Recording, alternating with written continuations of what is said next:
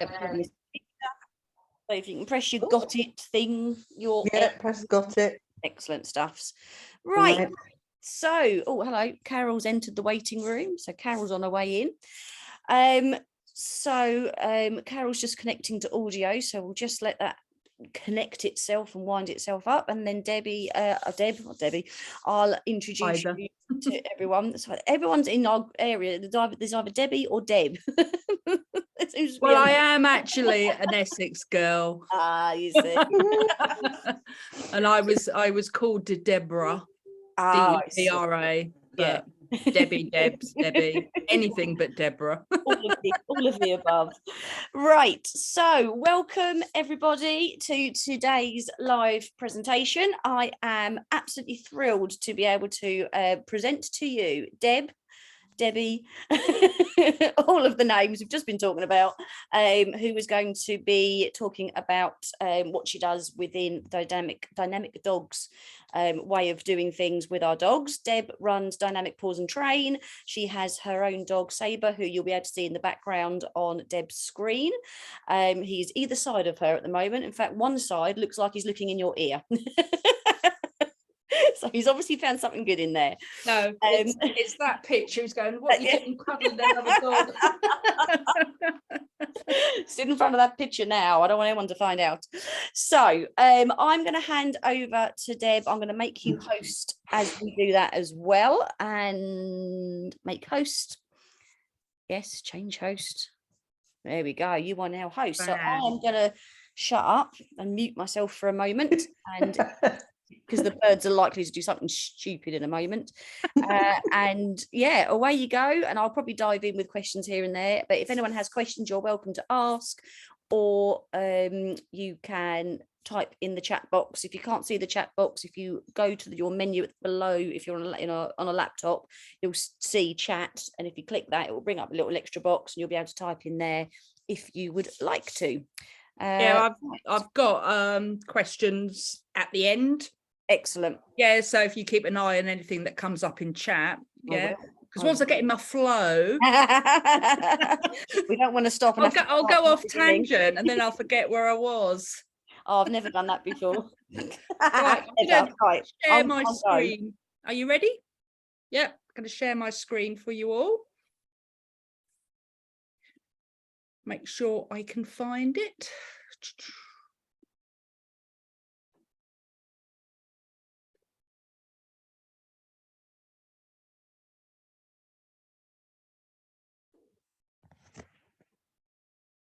It's gone very quiet now. Right. Just waiting. I'm going to ask the question that everybody asks. Can you see my screen with the PowerPoint prevent, manage, support? Yep. Yes. Lovely. Okay. So I've called it prevent, manage and support because it's about preventing damage to our dogs, how we can manage throughout their lives from puppy right through to senior, and how we can also support them. And Pause, Discover, Connect is just my little tagline for my dog training, because we do have to take a step back with our dogs sometimes. What do we need to find out? How do we discover them? And then about reconnecting. So a little about me. Just going sorry, Debbie, I can't see that screen. Yeah, I thought that was just me. We've got all your screenshots we can see. Yeah, sorry. Have you really? Oh, it says it's paused. Why is it paused? I have no idea. Resume share. I'd opened it, so it keeps pausing it every time I go to click on the slideshow. Right. What about? Let me stop. Oh no, I've got you now. Yeah, sorry about that. That's all right. It's all right. I could see your desktop. Yes, I could see the desktop, and I thought that was what you were talking about, but it's not. Yep, got it. Yep. Yeah, my God, I really did think I was going to have to wing it then. No, you and Sabre are both there on the. We're on the front. Okay. So who am I? Well, I'm Debbie Betts, and the dog, the Malamute, is Sabre. So as most of us, when we start off in our dog training journeys or with horses, there's normally one animal that will make you rethink everything you thought you didn't know. Yeah, so Sabre has been that dog. He was nearly 3 when I got him. He'd been put into a rescue when he was a year old, and he was in that rescue centre for 2 years. He'd had 4 homes, but was rehomed within a couple of weeks because of resource guarding and what we tend to label as reactivity towards other dogs, people, vehicles. He was trouble, but I fell in love, as you do, and he's nearly 12 now. And now we've got a senior dog problem. Yeah, so we've got the arthritis, etc., going on. So, but that picture was taken a couple of years ago. So yeah, he's my boy. He's the one who's taught me and still teaching me everything I need to know. Right, so who am I? So now I am DT accredited trainer, so Institute Modern Dog Trainers. So I've got to level 3 OCN qualification. I'm a dynamic dog practitioner, and that's what tonight is mainly going to be about. It's quite a new course that's come out, and it's aimed for trainers and behaviourists about how subtle behaviours, you look at those to see what possible problems your dog might have, whether it's mobility or internal, for example. I'll go into that in a bit more detail. Right, distinctive dog trainer. I think Joe has done that course as well. So it's something that it's an organisation we belong to called the Pet Professional Network. And it's a support network for us people who have our little businesses. And the distinctive dog trainer is really good. It just makes you look at your business and where your market is, your niche, where your interests and your love really is, and just sort of fine tuning it really. Pet Professional Guild, so I chose to belong to their organisations because it's like any sort of profession. There is hundreds of different organisations you could belong to, but Pet Professional Guild, they've got the same sort of ethos as me and Joe have. Yeah, do no harm, basically. I've just done the course to become an approved behaviourist for taking the grr out of grooming, which is run by a wonderful lady called Sue Williamson. And it's all about consent grooming, because so many dogs do have problems with being groomed, especially all your cockapoos. I've got a double-coated dog who hates being touched and groomed.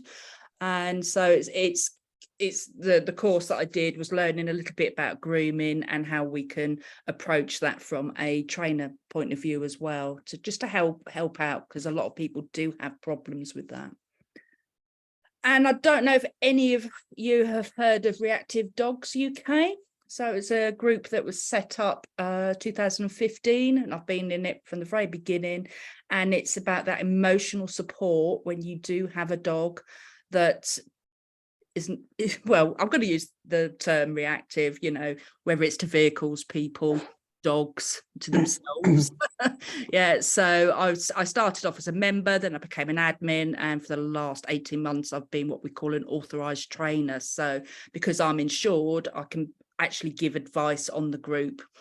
Yeah, because I'm insured to give that. So just a little background on me. So 25 years I worked with horses, and then I became a community first responder. I've been a post lady. I taught first aid. I was in the security business. And for the last 5 years, I taught first aid for Norfolk and Suffolk Constabulary. And I'm now a part-time, it's called a student achievement mentor at one of our local colleges, just to help students catch up with any work that they're struggling with. And then I do my dog training well, I wouldn't say it's on the side, because it is the majority of my my life. Right. Let's go on. So I'm going to be asking this question a couple of times throughout the presentation, because it is important. So how you answer this now, if you can just type in the chat, what would you do for your dog's comfort levels? So what I mean by that is, what changes would you make? Are there any changes you could make? Do you know anything about how we can help our dogs be more comfortable? So that's the first question. And I think when I ask it again, it might make you stop and think, oh, maybe I could be doing more. So there's somebody in the chat already. Let me have a little look. The correct bedding, Jackie. I like that. They already have more bed than me. Yeah. My dog's, the house is my dog's bed. He doesn't have a bed because he rips them up. So he tends to be sleeping on the floor because that's where he prefers. Yeah, so what would you do for their comfort level? So it's a lot more than just the bed, all right? So I'll just give you a little bit of a warning. Some of the videos and some of the pictures that you might see or that I'm going to be showing might make you wince a little. And what I suggest is whenever you want to film your dog and watch it back, always watch it back in slow motion because you see so much more in slow motion. So when I did my dynamic dog course last August, Sabre was my very first case study. Then I had to go off and get 6 other dogs as case studies. So I sort of, again, I was learning with him. And yeah, I knew he struggled to get up, but until you actually slow it down, it's quite upsetting. So I'll just play it. So I'll play it once and then I'll talk you through it again.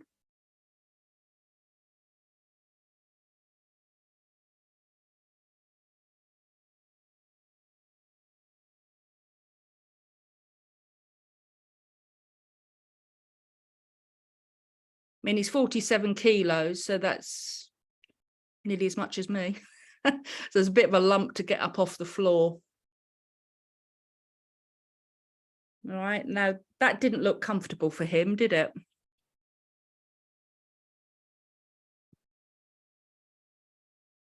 I'll tell you what's going on with him in a minute.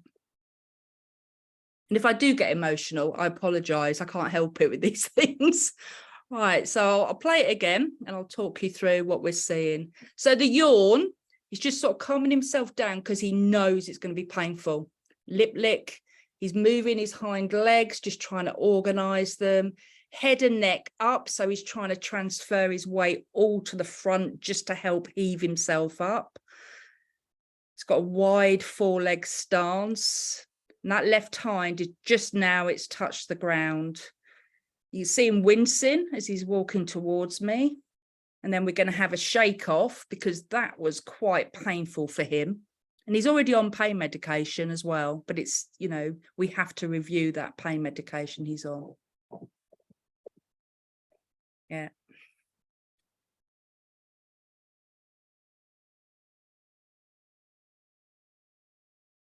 I won't play it again. Right. So did you know this was at the APBC veterinary conference in September a couple of years ago, 2021, by Gwen Covey-Crump. She's obviously a veterinary, what do they call them? Veterinary behaviourist. And it's almost impossible to diagnose pain by examination in the consultation room. So again, if you want to pop in the chat, why do you think that might be? Why can't vets actually see that your dog's in pain? Why can't they manipulate them while they're actually in the vets? If you think about it, it's a very sterile environment. You've got all of those different smells, medicines, chemicals. You've got dog scent there as well, potentially worried dogs, all of those scents. Potentially slippy floors, you know, because they're easy to clean. You're in a little consulting room with normally a big table and a laptop, and quite often a big vet, a male vet, or even a woman vet, but the dog feels very closed in. They can't escape. And of course, when adrenaline starts to rise, it's a natural pain reliever. Dogs will either shut down or they will just put up with it. They very rarely will show pain. And when we see our dogs limping, they're normally quite high up on that pain scale already. Yeah, so going to the vets, you know, you have to be absolutely 100% sure what you're taking your dog to the vet for. And this is where the dynamic dog protocol comes in, because it might just be occasionally you notice that your dog might struggle to get up, or they might limp a little bit, but it's on and off. You can never pinpoint it. Right. So in a recent study, this is by Professor Dr. Daniel Mills from Lincoln University. So recent studies, it was a few years ago, it was less than 10, but 80%, up to 80% of dogs had some form of undiagnosed pain that was either contributing to or the direct cause of a problematic behaviour. So Saber's reactivity, it came from chronic pancreatitis, because when I got him in 2014, we used to have explosions of what I call chicken korma, diarrhea. Pancreatitis, I was blind to it. Also, he's got arthritis. He's got arthritis in his hips, in his left stifle, which is his knee, and also in his left carpus, which is his wrist. And because he's transferring all his weight to frontwards, he's now getting it in his neck as well. Yeah, so there's a lot going on with the poor boy. No wonder he was trying to protect himself. Sometimes people think that the dogs are protecting you. At the end of the day, they're normally protecting themselves. And they quite often will show that behavior when they're with somebody they really trust, to be able to show their true feelings, character. Yeah. So that's just something to be aware of, that up to 80%. So that is why whenever your trainer or behaviourist always wants you to have a vet check for any sort of behaviour, it's because of this. You can do all the behaviour modification in the world, but until you sort out potential pain and discomfort with medication and other therapies, you're always going to have that problem to a degree with your dogs. Right, so this is a little video I put together, and I thought I was really clever because I recorded myself. I had just a little piece published in a little magazine. So I'm speaking it as this video plays. And I just want you to look at every single dog that is on there. Most of them are my boy, of course, because he is the star of the show. But I just want you to have a look through and see if you can notice anything going on with the dogs. There is a couple that is really obvious, but some of them are very much more subtle. Let me know if you can hear it okay. You might have to turn your sound up. Pain in dogs is almost impossible to diagnose in a consulting room. There is a new wave of further understanding amongst pet dog owners that pain and discomfort and behaviour are very closely linked. Behaviourists and trainers have known this for many years, but quite often come up against brick walls as the dog doesn't show pain in the way that is expected when examined by a vet. Dogs can show discomfort in a variety of different ways, including their behaviour, and quite often will only show that behaviour to their trusted guardians, you.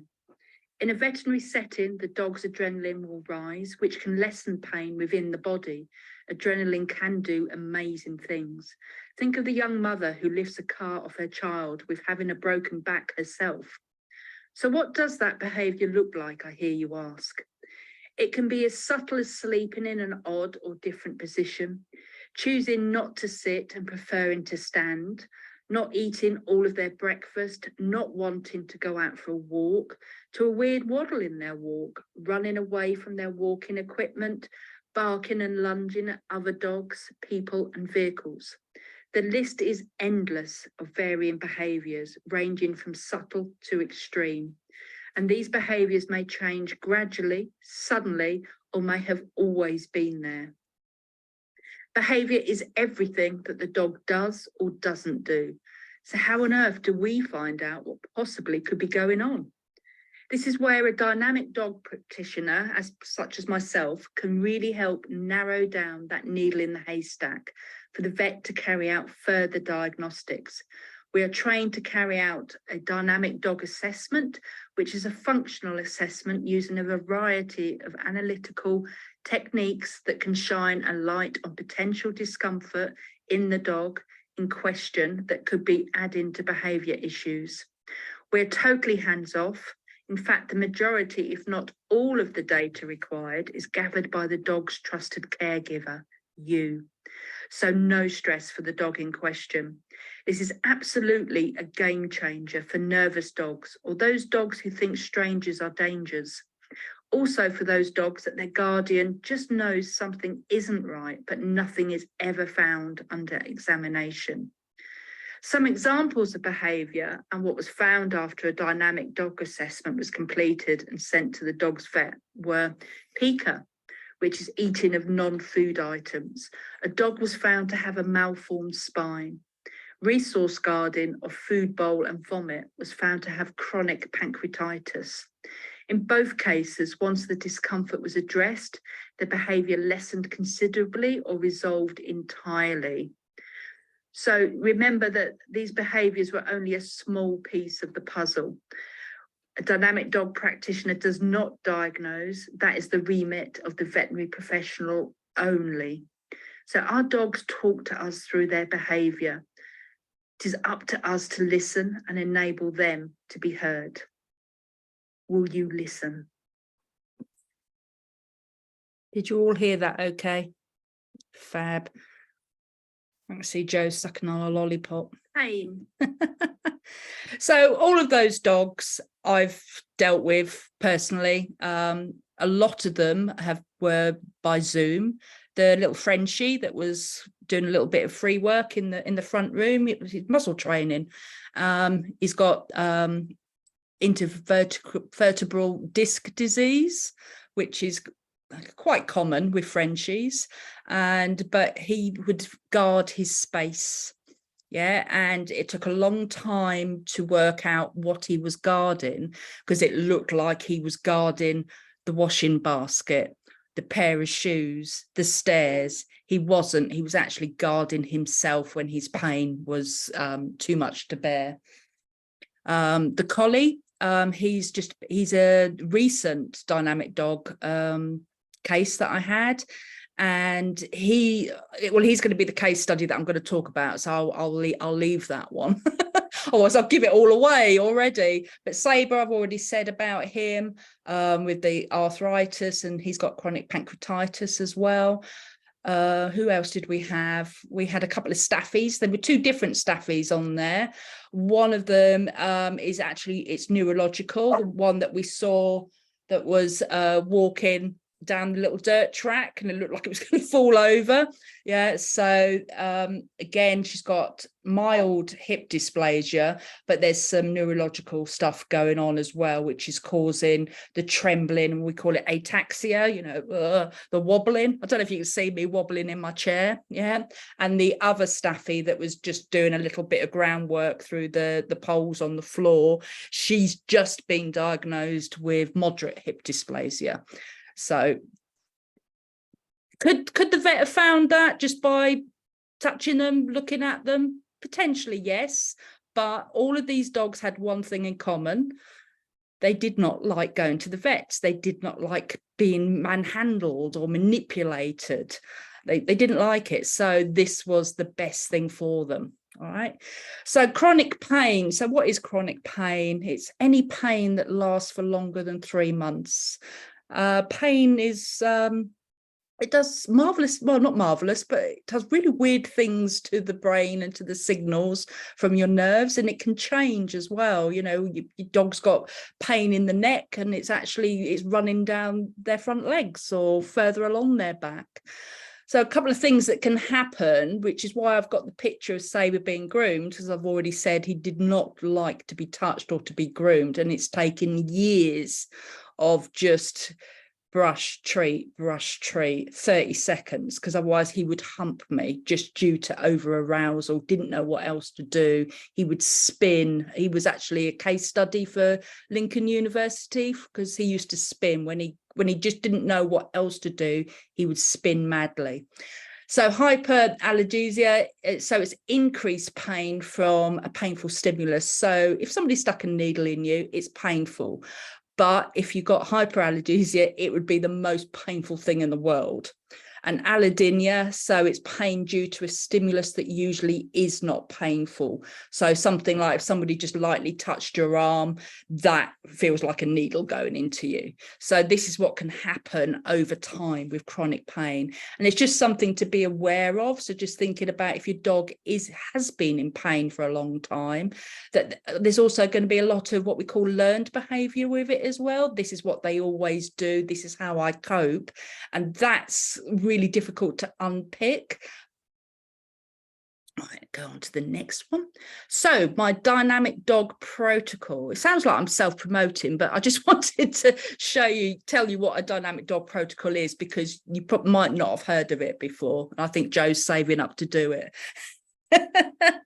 So the very first thing is it's initial consultations. So this is normally by Zoom, because again, I could do this worldwide, because I don't actually have to see your dog in person. So initial consultation, so that's normally anything up to 90 minutes, 2 hours over Zoom, and I talk about everything. I've already asked for your dog's clinical history from the vets, because there might be some really interesting stuff in there that can really help with getting this assessment done. So we'll be talking about things like, where does your dog sleep? How long do they sleep? What position do they sleep in? Does it change during the night, during the day? Are they restless? Do they groan when they go to lie down? You get the picture. It's like exploring every little piece of your dog's puzzle. So eating, what do they eat? Where do they eat? What do they eat out of? What flooring are they standing on? Do they eat quickly, or do they just have a few mouthfuls and then walk away? Do they belch after eating? Do they get the zoomies after eating? So much can be found, and it's all depending on your answers to how long that exploration on one little question would be. I don't know if you remember back to the video where I was talking over it, the very first one of Sabre walking, and then he stopped, didn't he? And then I was just standing around waiting for him to decide where he wanted to go. And so I turned my body to see, does he want to go right? Does he want to go left? He actually wanted to go back to the car.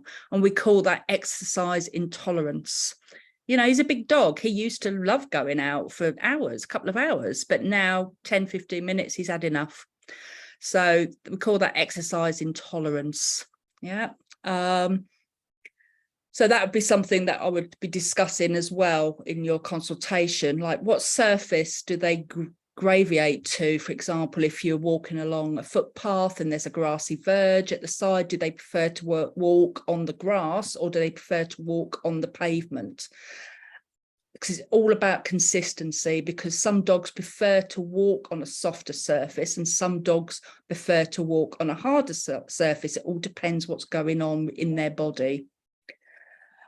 Then I would come to the full dynamic dog assessment, which is you get a how-to guide, because there is 16 videos that you would have to take just of them moving, just of their gait. And there's a specific way that you'd be videoing it. So walk and trot from rear, front and both sides. And that'd be on soft ground and hard ground.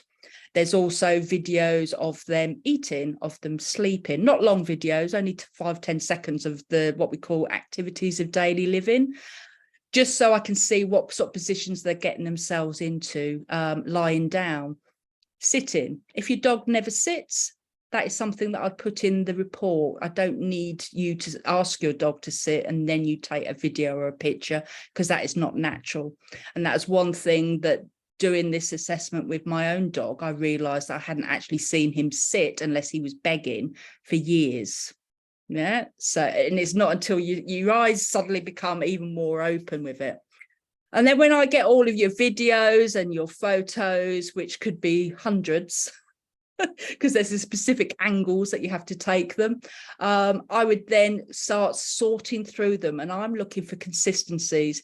If I've got 20 pictures of your dog sitting and there's only one photo of your dog with its right hind leg sticking out, that's not consistent because all the other pictures are showing that it's the left one sticking out. So I'm going to be looking more at the left rather than the right.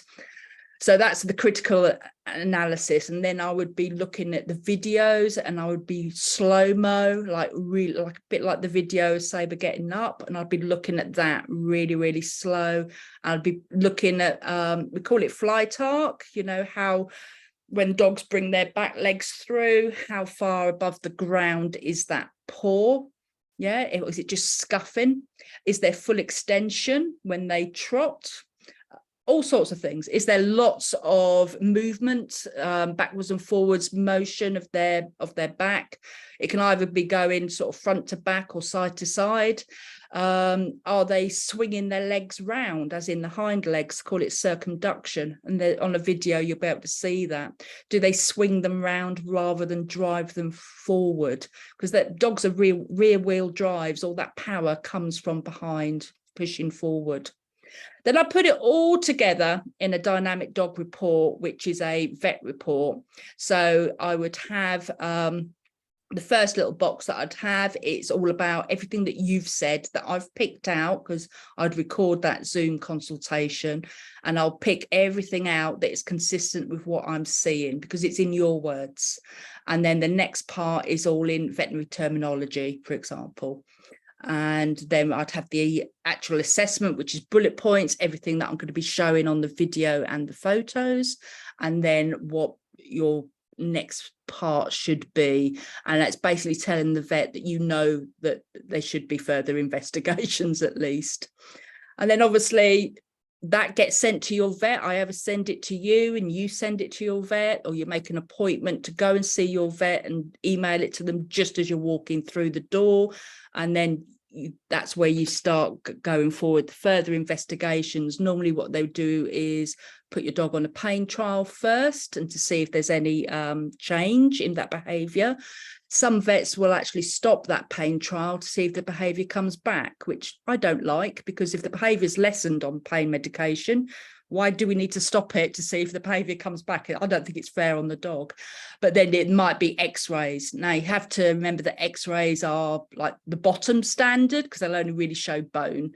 So your gold standard is your obviously your CT scans and your MRI scans, and so much more can be found on the MRI, because they'll show all those soft tissues as well.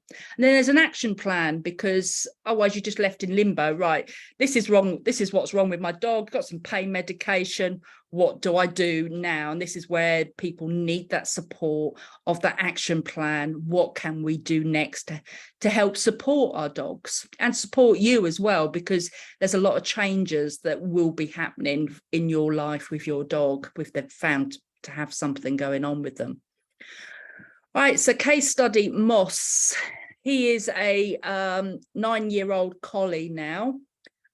His previous owners, they kept him crated for the majority of the time because they had small children. What do collies like to do? They like to herd, they like to nip. But he actually caused wounds, bite wounds as well. So for their safety, they just kept him crated, and he was booked to be put to sleep by the previous owners in 2017, so only 6 years ago, because of his aggression. But luckily a rescue stepped in, and the owners were more than happy to surrender him and sign him over to the rescue, which is where his owner now,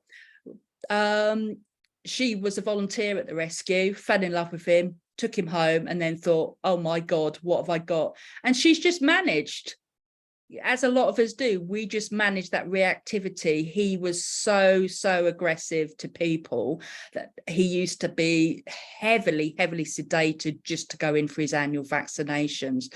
So a veterinary examination or a physio going over, it was not going to happen with him. So the dynamic dog assessment was just absolutely the right thing for him. It was 6 years later, but he is on the road to actually being supported and managed now.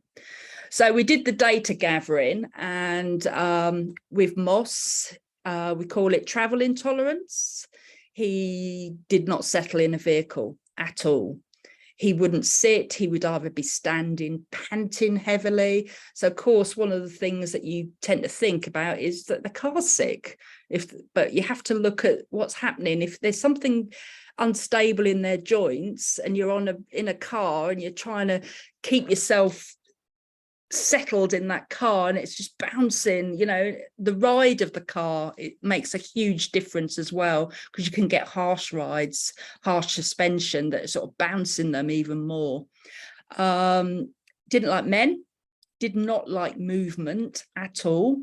Out on a walk, they would just have to, if they were walking down the road and there was people coming towards them, they would have to cross the road, because anything coming towards him, whether it was a vehicle, dog or a person, they would have to make space.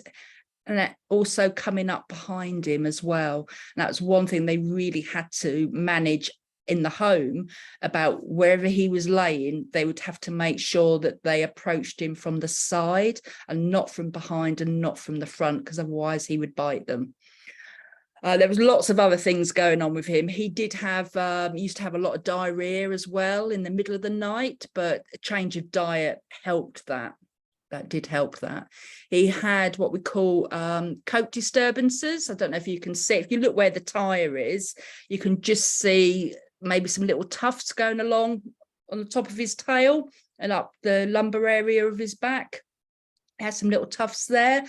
And if you look at his front end, can you see where his collar is? If you just come back a little bit, that big sort of muscly black bit of ruff that he's got. Yeah, it's because he's pushing his weight forward. Yeah, because he's trying to offload weight from the rear, pushing it forward, putting even more weight onto his front, so that front end gets bigger, muscly, because it's doing more work than it should. But of course, that is going to cause problems as well, isn't it? Because you put more stress on those front leg joints and on the neck joints, which is what's happened to my dog as well. He looks like a lion, and people think it's beautiful, but it's not. It's because he's shifted his weight forward.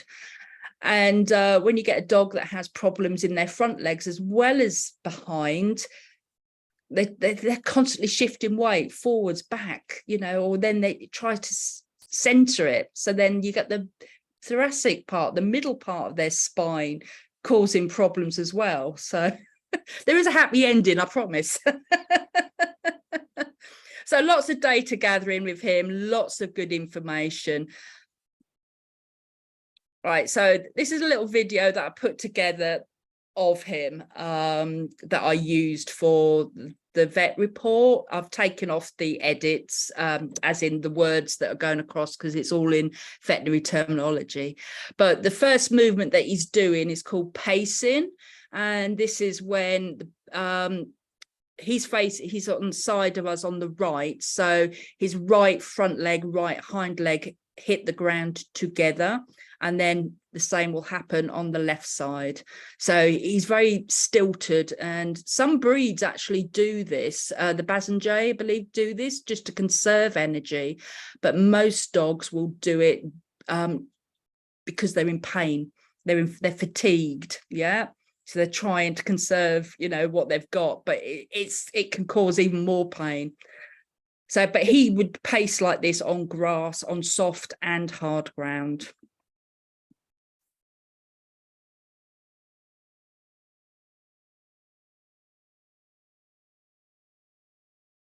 There's no talk over on this one. This is the circumduction. So he's very lame on that left leg as it hits the ground, because he hops it up, he hip hikes, and he swings that right hind round. He bunny hops up the steps. So bunny hops is when the hind feet leave the ground together and land together. Circling, head down really low, transferring all his weight forward.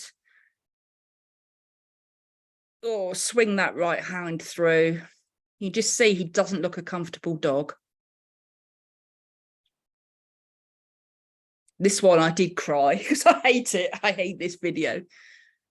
Bit like Sabre getting up, you know, pushing up with his front. He's almost looks paralyzed behind, because that's a bit quicker than what I actually used for the vet.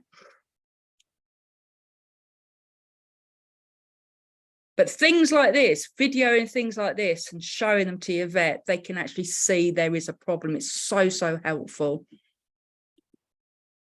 Right, so the first vet visit, they agreed with my findings. Yeah, hey. So I was really chuffed with that. And what they did, they actually took him with them, but left him in the car, because a vet shouldn't prescribe medication without physically seeing the dog. So I suggested they take him with them, leave him in the car, have the consultation with the vet, with the video and all the photos and my report. And then the vet just watched him walk across the car park and said, fine, back in the car, and prescribed him some medication to begin with. So prescribed Onosor to begin with, which actually upset his tummy. So he went on to I can never pronounce these words. It's why I was never a vet, because I can't pronounce these big words. Minoxidil. Yeah. So changed it to that. And he changed seemingly overnight. So after 3 weeks, I love this little video. They'd never see him doing this. I hope your dogs aren't there, because they're squeaky ball. You know, he's rolling around, he's playing, he's feeling so much happier about himself.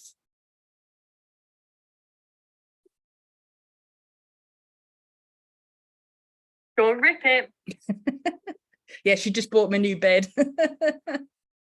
But she's just over the moon that they're actually seeing a dog play. But all good things come to an end after a while. So regression, it does happen. So the behavior resurfaced after 8 weeks. If you look on the right, this is the medication that he was given just to get into the vets. So gabapentin, so 3 tablets the night before and 3 in the morning, and 5 tramadol. So that's 250 milligrams of tramadol that he was given in the morning, which is a massive amount. Yeah, but just to get him through the door. So, because they wanted to x-ray him, because they will always do that pain trial first unless you demand, because you've got to remember that you are their clients, you are paying them, so you can really, you know, fight for those x-rays. Said, no, I'll have the pain trial, but I also want x-rays within 2 weeks. Yeah, don't wait for 2 months, 3 months afterwards, because you don't know what's going on. Yeah, the x-rays might not show up what is going on. So yeah, we might have to escalate it up to the CT scan. Yeah, so booked for x-rays. And that's his medication. Joe, I cannot remember what the word is that they tend to call this. I was looking through CAM. There's a word that they call medication just to get dogs through the door. I can't remember. Chill pill. I'm going to call it. These are the chill pills.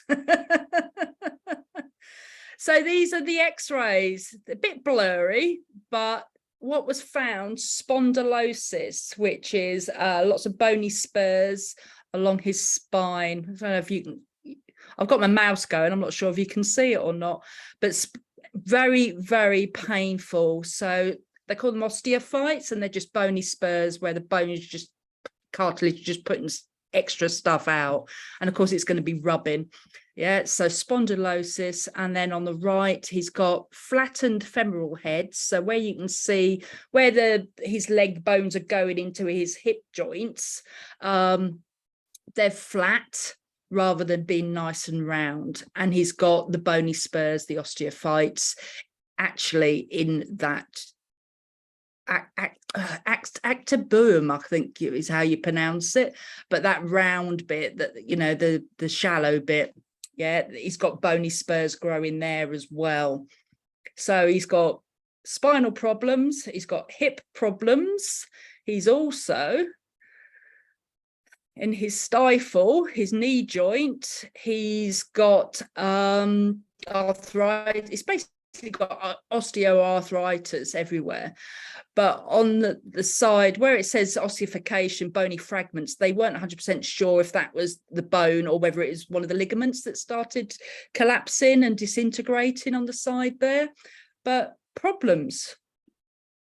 So I just popped up this little picture here so you can get a better idea of what the knee joint looks like. So the cranial ligament, cruciate ligament, it sits behind, and it's like a cross. It sort of attaches to the back of the femur and sort of comes forward.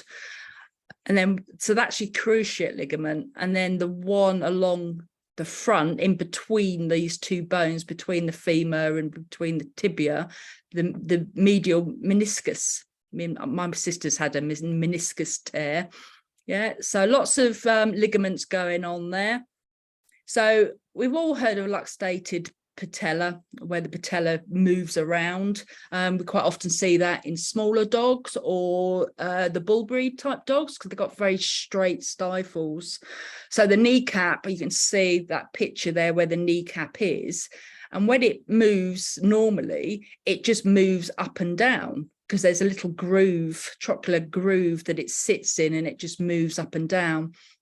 But you see the picture on the right, it's actually slipped off and it's gone off right to the side. So just give you an idea of the stifle. It's one of the most complicated joints in the body for the poor dogs. Right, so further plans with Moss. See, you can see he's just looking a little bit happier than he did in the very first picture you saw. So further plans with Moss is he's now on, I'll go back.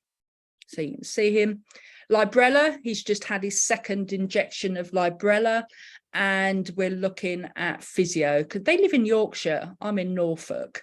So you can see how that support works, because I know the owner's been really worried about people actually getting their hands on him. And I said, well, a physio, they will work with you.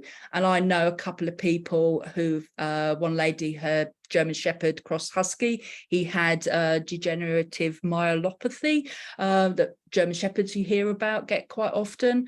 And he was very, very people reactive.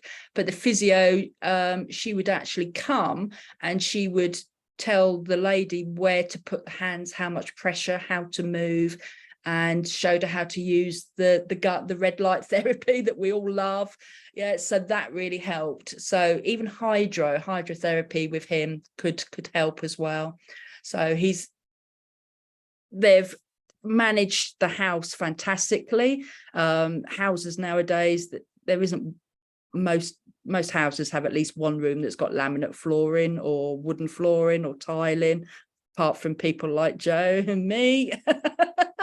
So non-slip rugs. And he's been doing a lot of ramp training to get into the back of their vehicle.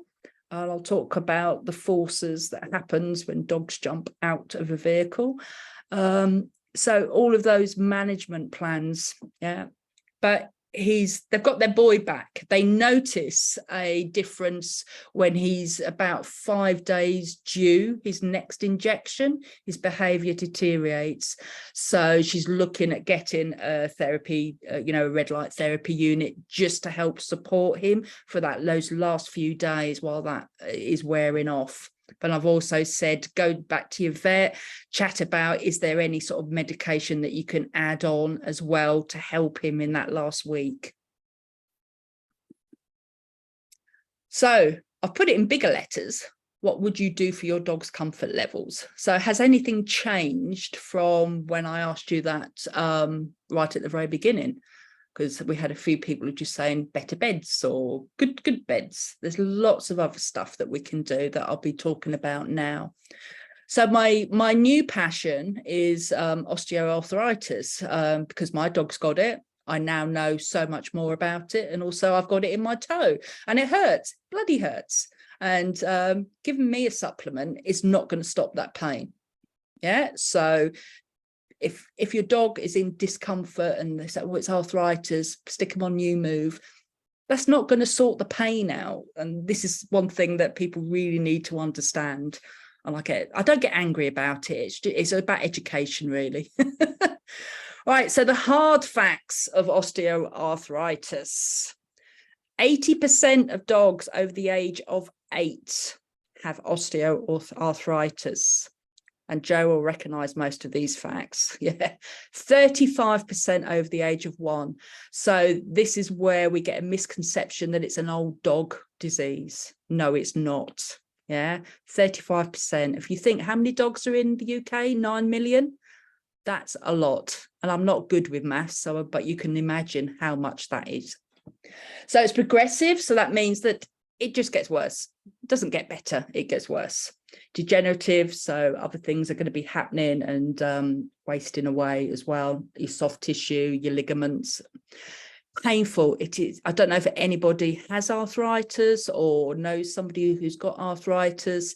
It is really painful sometimes. I mean, I can talk from personal experience. I know it's only a big toe, it's not my hips or my spine, but that burns sometimes and I don't know what to do with myself. I hobble like an old lady sometimes as well. It really is very painful, and that's what comes in with that debilitating as well. It stops you doing what you want to do, what you used to be able to do.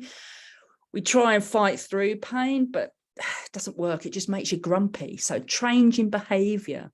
So this is what I was talking about with the dynamic dog protocol, looking at changes in behavior. With humans, we can actually say, my foot hurts, that's why I'm grumpy, leave me alone, or run me a nice hot bath. Dogs can't tell us that, but they can tell us through their behavior, like growling at you because you've walked a bit too close to that hind leg.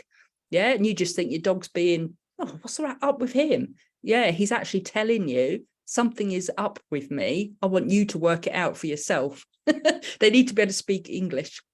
So I put amongst the top three. So amongst the top three of problems with dogs. So we've got obesity, believe it or not, and osteoarthritis. And I'm afraid I can't remember the third one, but I will do. I'm sure Joe will remind me. And it is the leading cause of euthanasia. You wouldn't think that, but it's because it's progressive, it's degenerative, it's not going to get better, it can't be fixed. So we have to make that hard decision about quality of life. Yeah, my dog still eats, he still likes to go for a wander, he still likes to howl, he's still Sabre, but in another year's time, if only one of those, if he's only still eating, then we've got to look at quality of life. So what can you do? What can you do? So prevention. So this starts right from the moment you bring your little fluffy home at 8 weeks old. Think about how we can prevent, because obviously they are quite clumsy. Things are quite lax and move around a lot. So don't be letting your puppy jump up. Yeah, let them learn. You've got to be careful when you pick them up as well. Because otherwise you can pick them up wrong and hurt them and they might not want to be picked up anymore. A ramp is one of the best things you can get, or you can get some of those little steps. Yeah, it just helps them go up and down. Can you see the bottom picture? This is Harmonia. How do you say it? Maione. Yeah, she's a little cockapoo. If you just look at her body positioning, eating off the floor, on a laminate floor, see how her elbows are bent right back. She has no gap, hardly any gap between her front and her rear legs. Her rear legs are splayed a bit wide. Her front legs, she's got one in front. She just looks really uncomfortable. Her ears are in her food as well. Yeah, but just change it. She's now got a raised food bowl. Look at the difference in her body position. Yeah, she's got a straight back. She's a bit more stable with that mat underneath, from what I've suggested, that she changes the mat lengthways, because at the moment, to get both back legs on there, she's having to still curve her body a little bit behind. So just changing things like that. And it's no hardship to put a mat down, is it, on your dog's walkways where they stand and eat. And just try playing about with different heights for your dog to eat from, and just have a look at their body and just see, can they drop their muzzle in comfortably to eat? You don't want them reaching upwards for the food. You still want them to drop their head down. So weight management. So think about how much your dog eats, how much they weigh, what is the usual weight range for the breed of dog you've got. Sabre is overweight, so he's on a bit of a diet, so he's not happy. But that's more stress on those joints to carry, isn't it? If they're a few kilos or a few pounds overweight. Appropriate nutrition. So all throughout their life, you don't want a puppy to be on a food that's going to make it grow quicker because we're just going to get wrong bone growth, aren't we? So I think some people have heard about again, it's another big word that I can't pronounce. Appropriate exercise. So there was a bit of a myth about 5 minutes per month of age for puppies, but it's within reason, isn't it? Think about what sort of exercise you're doing. Don't go hiking up Snowdon with a 12-week-old puppy, you know. Think about where you're walking as well. What sort of surfaces are you expecting your dog to walk on?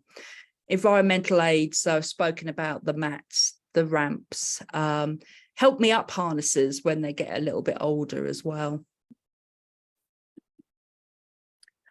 So again, managing, so weight management again, yes, always keep an eye on that. So ideally, when we look at them from above, it should be, you know, we should see their waist. It should go in a bit like an hourglass.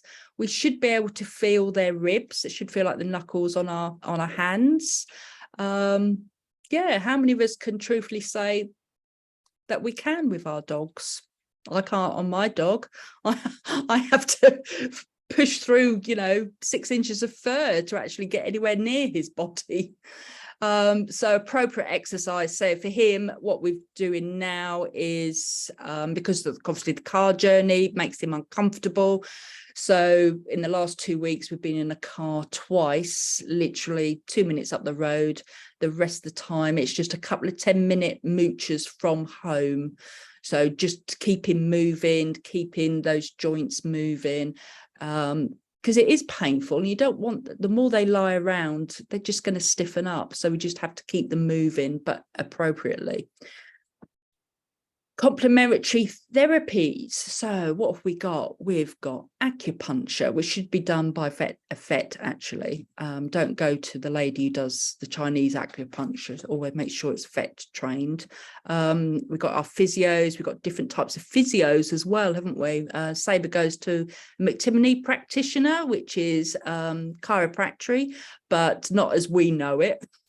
There's no cracking of joints going on there. It's much more subtle, and she uses lots of laser and red light on him as well, and also myofascial release. So if you imagine every part of the body internally, it's all covered with like a really fine netting, and that can get tight. Yeah, so it just needs releasing. It's quite easy to do yourself as well. You just get hold of the skin and just gently roll it. Just be careful where you try that on your dog first, because if they have got a tight spot, they're not going to like it. Yeah, so just get used to just getting hold of a little bit of skin and just rolling it a little bit. Hydrotherapy. So again, depending on what is going on with your dog, some type of hydrotherapy, for example, treadmill or the swimming pool, might not be suitable for what's going on with your dog. So this is why having a diagnosis is the best thing going, and then you can look at appropriate therapies afterwards. So support, so management and support all goes together really. So we call it multimodal or multidisciplinary, just basically a whole different range of things. So we've got our weight management right at the top there. We've got appropriate nutrition, because obviously as our dogs get older as well, their needs change as well. Sabre, since he's been had pancreatitis, obviously he has to have lower fat food. He's just constantly starving. But senior dogs as well, they do get hungry. So it's making sure that we balance that right. Appropriate exercise that I've already spoken about. Environmental, so things at home. What stairs are a big no-no. Yeah, so going up and down stairs, it's quite dangerous. Unsupervised, that is, it's quite dangerous because gravity takes over when they come down, and they'll end up going down too quick, causing minute tears and damage on those already compromised joints. Pain medication. Yeah, should always one of your first things to go to. Complementary therapies, And regular reviews. So regular reviews of everything. I mean, we go every 6 months. He has his bloods taken just to check that his liver's still coping with everything. And the last blood test I had was for diabetes because he was drinking a lot of water, but that's come back clear. Yeah, so regular reviews. How is he walking? I mean, I noticed 6 months ago that he was really struggling. He would lift his leg up for a wee and then put it down and then walk off still having a wee, like an old man. Yeah, his exercise intolerance just went through the floor. He just didn't want to go for a walk. What else? Yeah, ravenous. He would bark and bark and bark in the evenings because he just wanted to eat, but that's because he's in pain. So we had to look at his pain medication, and he's on 2 different types now. He was in pain, so barking at me gets attention. I give him food, but that doesn't sort the pain out, does it? So it's a real learning curve. So some more facts. So the primary cause of osteoarthritis is wear and tear. Wear and tear on those joints. And that starts from the moment they're walking, basically, isn't it? Yeah, wear and tear on those joints. Jumping out of a car. So Saber's, let's say 50 kilos, because I can't do maths. But when he jumps out of that car, 4 times his body weight is landing on his forelimbs. So that's what, 200 kilos on those little front legs, because he has got short legs. He's all hairy. And so it's stretching that joint capsule, minute tears happening, damage, more bone spurs being put down, making it worse. Yeah. So cranial cruciate disease, guess what? It's the leading cause of arthritis in the stifle joint, in that knee joint. Yeah. Weight. This will surprise you. 90% of owners can't see it. I can see that my dog's overweight and I'm trying to do something about it. But 90%, that is huge amount of people cannot see that their dog is overweight. And 92% don't see it as harmful. Yeah. So all of that stress on the, regardless of the joints, look at all the other stress on all the other organs. Yeah. Energy intake. So you'd think that all you got to do, well, I'll just, like we get told, isn't it? It's about calorie intake and outtake, you know, with your exercise. But a 20-kilo dog do 4 miles per hour for 30 minutes is only 127 calories, which is nothing. Do more than that going to the toilet. So absolutely nothing. So what people tend to do for, oh, I'll still feed my dog exactly the same, but I'll take them out for twice a long walk. That's not doing anything. Yeah, that's just putting more stress on those joints. Right, so to do now. So all dogs, we've got Jazz. He's beautiful. Yeah. I cannot remember her name, which is really embarrassing. And we've got Billy the collie. Now, Billy the collie, he likes to lie in cold puddles, which again is another clue. Cold on the joints. Some dogs like cold, a bit like people. Some of us feel better with having a cold compress on, and other people prefer something hot. So it's just looking, is it normal for your dog to want to lie down in a puddle? Well, no. It was a cold day. If it was a hot day, we could maybe think about, oh, it's hot, he wants to cool down. But no, it was a cold day, but he wanted to lie in that puddle. And he's actually got something going on with his elbows at the moment. So he's been investigated for that. So to do now, you tell me what you can do now. I've been talking about it, but we can look at our flooring. What can we do? Our main walkways for our dog, like from the back door through to the kitchen, it's normally tiled, isn't it? I've got a really nice multicolored long mat that goes there because that's his main walkway, because he's not, you know, he's been trained, if you like, not to actually be under my feet in the kitchen, but he likes to hover around. So he's on a mat. Stairs. He still comes upstairs. Since he was really poorly 3 years ago, he became even more my shadow. So what happens is I walk behind him.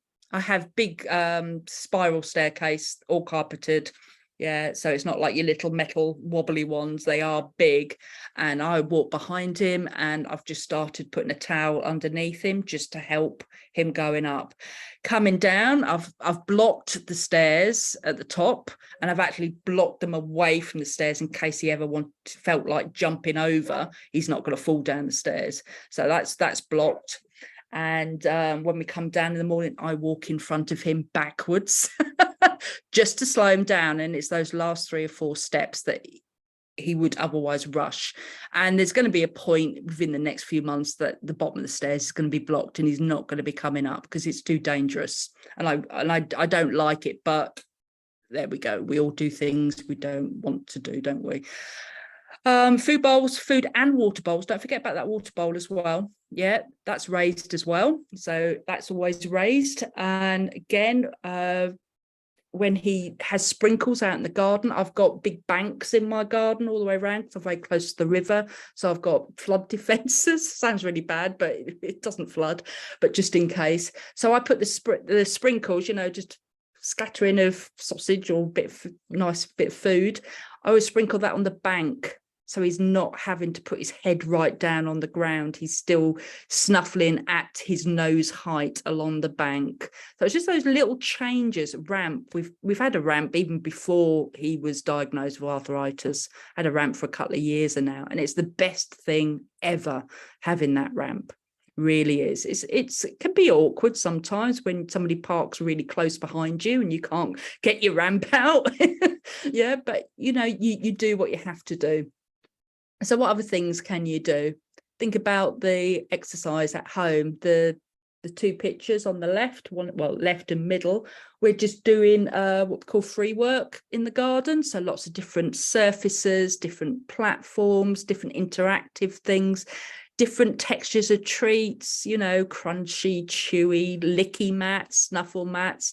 And it's that mental enrichment, because just because your dog isn't as active or you don't want them to be as active, you still need to wear them out, and wearing them out through their brain is the best thing going. And it's about getting that healthy balance between brain workout and physical workout. I always liken it to in my younger days when I did used to be quite active and fit. I used to be buzzing, come home from a karate session and I would be buzzing. Come home from an exam and I'd want to sleep for a week. So that is what that mental enrichment does for your dog. It tires them out mentally, because what happens is quite often you take your dog out for a walk, they're having a lovely time, they're racing around, arousal levels are going up and up and up. They come home and then you might wait, 10 minutes when you should really wait an hour, and you give them their breakfast and then you go off to work. And what's happening? Your dog is still buzzing. It can't settle. So they're the type of things that you can change a little bit. And you can enjoy your dog for many more years. So it's about adapting stuff. So 2017, Sabre and we climbed Pen y Fan in Wales. Now we've got the gentle slopes of Norfolk. So it's not flat like Fenland, but we do have slopes. So we still get out, we still do stuff. It's just adapting it. And we want our dogs to live forever. So let's help them the best that we can. We would do it for us. We would look after ourselves, I would hope, as much as we would look after our dogs. So that is it, I believe.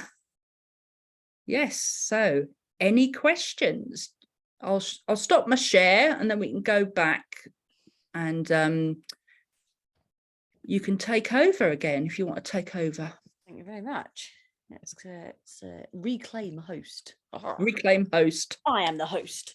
Thank you, Deb. That was so interesting. Obviously, it's stuff that I agree with, all of this sort of thing anyway. It's why I'm so interested in it. I actually did contact the Dynamic Dog people last year, probably about this time last year actually, to ask about doing it, and they said it's for people that aren't already in the kind of line of work that I'm in, because I'm a certified canine fitness trainer already.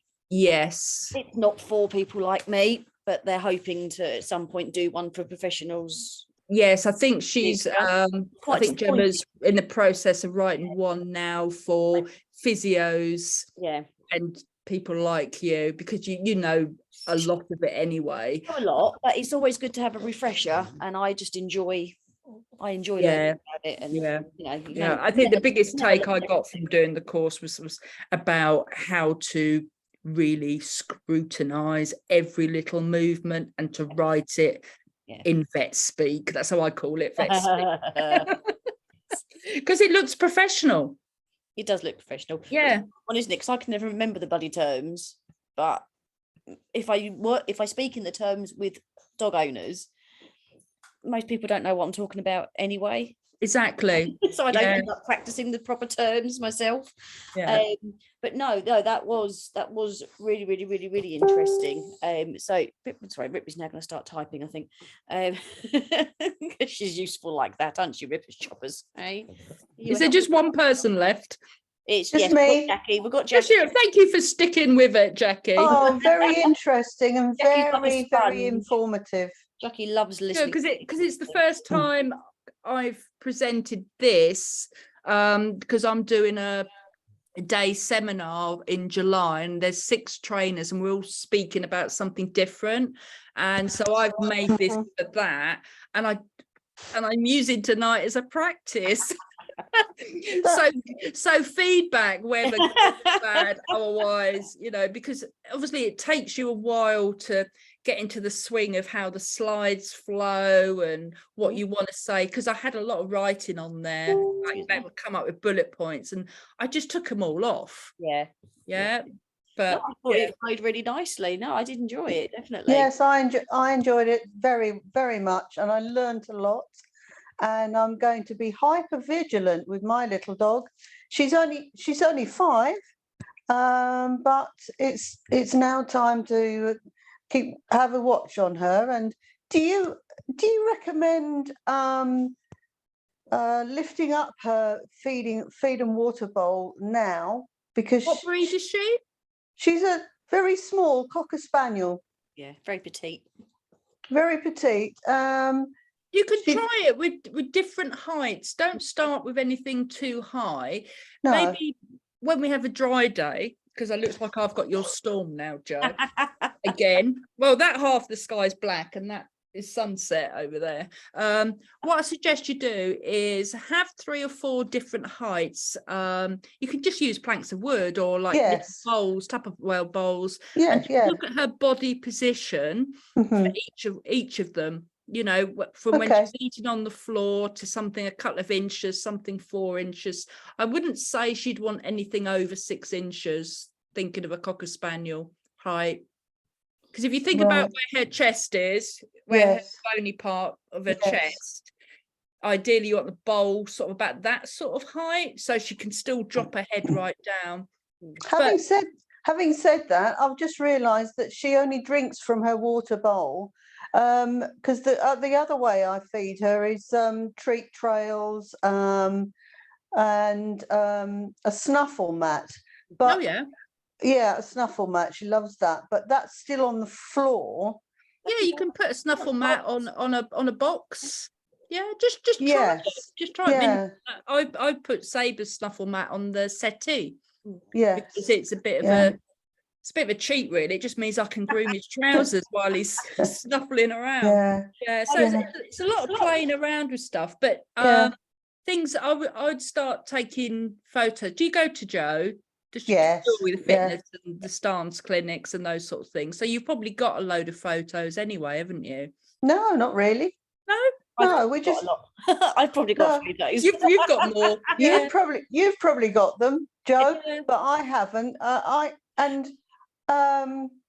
haven't noticed anything untoward with Dolly's posture. No, I'd have told you.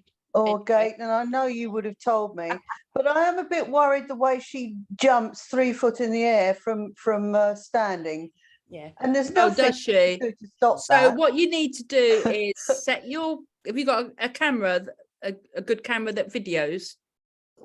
Phone. On my phone. When she's asleep, because you know that she's going to be waking up, just set your camera up so it's sort of it's showing all of her, and just Yes. press record. Yes. Yeah, and then slow that right down, because you can, when you go into your editing bit on your pictures, videos, you can, Yes. I think on phones you can slow it to She half can. speed. Yeah. Yeah, Do you I mean when she's getting up or when she's just fast asleep? well, I said when she's fast asleep, because otherwise you could capture her actually getting up then, rather than getting her halfway. You probably miss the jump. But if she's jumping up, there's it's more excitement. It's woohoo. Yes. Boing. Yeah. When Kangaroo. when she's excited that she's going to get a treat. Oh, I thought you meant she jumped up when she got up from sleeping. No. It's when we're doing training, and she's asked to do a task, and I say yes, and she tends to jump high in the air with glee. Okay, so try a clicker or a ballpoint pen, because your voice is probably really exciting her. My voice is too exciting sometimes. Yes, yeah. And that's what's happening. But she'll do it with a clicker as well, because I've tried that. Okay. Yeah. She does land quite well, in fairness, Jackie. Although she takes off upwards, she does actually land on all fours rather than landing on her back legs, which are far worse. Oh, thank you for noticing that, because I in the moment I don't actually see that. Yeah. So, just start taking videos and photos now. Yeah. And one thing that I would suggest as well is there's no harm in booking her in with a physio. You know, if she's happy with people touching her. Yeah, she's okay. Yes. Yeah, because a physio will be able to tell you if they think there's anything going on, and they can refer you to a vet if they need to. Because she might be a little bit tight in her spine, or somewhere. So, and I always think it's nice for our dogs to be released if there is any muscle tension going on. Yeah. But how much is that physio going to cost? Are you doing the massage, Jackie? Sorry? Are you doing the massage in May? We are in May, aren't we? End of this month. Sarah at my place. Is it yours? I can't remember if I sent you the information or not. I think I've seen it, but yeah, I think right. I was just going to say, because she'd be able to. She'll be doing. That'd be good. Muscular health checks on all the dogs that are taking part. part. I think I'll have a look at that then, Joe, and because my physio is 50, but depends on your insurance as well, because you can claim for complimentary therapies. All right. So have a look at the small print. But don't you have to have an issue before you claim? No. If the vet doesn't think there's an issue, your physio does not need a referral. You don't need to have a referral. It's changed now. It always used to be that they would need a referral, but it changed a couple of years ago that you don't need a referral from your vet. If the vet says there's nothing wrong, you can go to a physio. You can take a hydro just for swimming. Just for fun. It's always nice to keep on top of these things and just to be aware. Well, yes, I just want to preempt any problems. I just want to make sure she's comfortable before she's uncomfortable. Yeah. If you know what I mean. You are a perfect person. Thank you. I can give her a going over. Yeah. Thank you. I like the way you said that. Rubbing my hands on her. That's what I do with Dylan. Dylan in the same class. Dylan is a Welsh Terrier who is 11, same age as Merlin, and he did do something with his cruciate quad several months ago now, to the point where even though he knows me and he's known me since he was a puppy, he wouldn't let me near him with my Fatizo. He was just what are you doing behind me? So Mary, his mum, had to do it, and I guided her what to do, and we did that as we could, because it was the normal rest, here's some pain meds, don't let him do anything, terrier. and then see how you get on. So that's why, Jackie, each week in class I bring in at least one exercise that helps with conditioning, because Yes. I need him to be strong, but Yeah, all the exercise I tend to bring in are training exercises that also help with conditioning. Right. Yeah. Yeah. It's just like take pictures of her sitting from front, back, both sides. Yeah. Yes. Yeah. She does. Does she sit down. square, or does she sit sloppy, like on one hip? Casual leg. She sits on one hip. Yeah, we've talked about this earlier, didn't we? Yes. Yeah. So, But she's always done that. She's Always. done that. So that might be it might be worth, just having a little checking those hips out. Checking Doesn't those hips necessarily out. mean hips, though. Don't be automatically necessarily mean it. thinking it could Yeah. be this, it could be that. No. Because we're in the realm of diagnosing then. Yeah. And Okay. then you end up getting worried because then you Google stuff. Yeah. Oh, absolutely. Yes, It's just being aware that if she always sits sloppy, always on one side, then that's something that might need a little bit of further investigation. Yes. Aero would, if I didn't then ask her to sit properly. Right. Tight thing, but then she's got. But it's also noticing, does she ever sit naturally, or does she always choose to stand or lie down? These are all the sort of things that we look at.